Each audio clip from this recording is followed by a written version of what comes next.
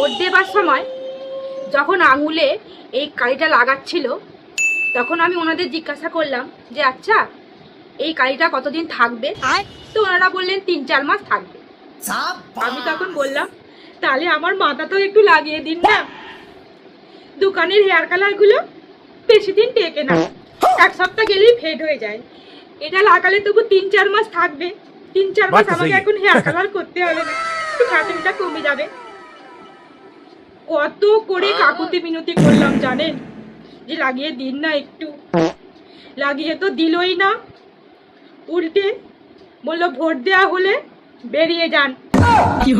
বলে ঘাড় ধাক্কা দিয়ে বের করে দিল। চি চি চিরে নুনি চি চি চি চিরে নুনি চিরে চিরে চি চি চি চিরে নুনি